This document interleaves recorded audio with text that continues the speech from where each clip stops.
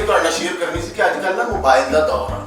ਅਸੀਂ ਸਾਰੇ ਬਿਲਕੁਲ ਹੀ ਮੋਬਾਈਲ ਦੇ ਵਿੱਚ ਨਾ ਜੁੜ ਗਏ ਆ ਮੋਬਾਈਲ ਦੇ ਨਾਲ ਹੀ।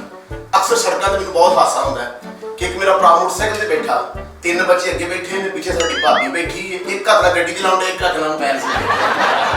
ਪਰ ਇਹੋ ਜਿਹੇ ਬੰਦੇ ਨਾ ਗੱਡੀ ਦੀ ਕਿੱਕ ਮਾਰਦੇ ਆ, ਕਹਿੰਦੇ ਨੇ ਗੰਗਾ ਰਾਮ ਪਿਆਰ। ਹਰ ਬੰਦਾ ਹੀ ਮੋਬਾਈਲ ਤੇ ਬਿਜ਼ੀ ਆ।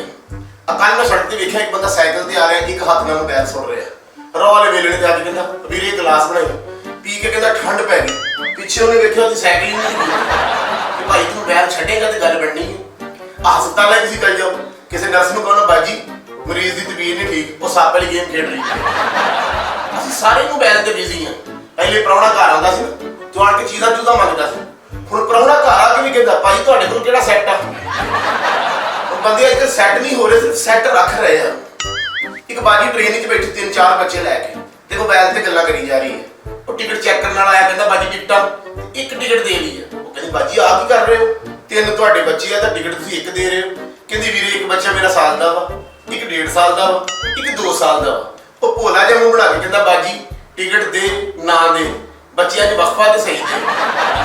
ਇੱਕ ਬੰਦੇ ਨੂੰ ਉਹਦੀ ਮਾਂ ਨੇ ਕਿਹਾ ਸ਼ਰਾਬ ਛੱਡ ਦੇ। ਉਹ ਗੈਲਰੀ 'ਚ ਚੜ ਗਿਆ। ਉਹ ਖਾਲੀ ਬੋਤਲਾਂ ਦਾ ਤੋੜਾ ਨਹੀਂ ਹੁੰਦਾ, ਉਹ ਕੱਢ ਲਿਆ। ਪਹਿਲੀ ਬੋਤਲ ਸ਼ਰਾਬ ਦੀ ਕੱਢ ਕੇ ਕਹਿੰਦਾ ਤੇਰੀ ਵਜ੍ਹਾ ਤੋਂ ਮੇਰਾ ਘਰ ਖਰਾਬ ਹੋ ਗਿਆ। ਦੂਜੀ ਬੋਤਲ ਸ਼ਰਾਬ ਦੀ ਕੱਢ ਕੇ ਕਹਿੰਦਾ ਤੇਰੀ ਵਜ੍ਹਾ ਤੋਂ ਮੇਰੇ ਬੱਚੇ ਨਹੀਂ ਪੜ੍ਹ ਸਕੇ।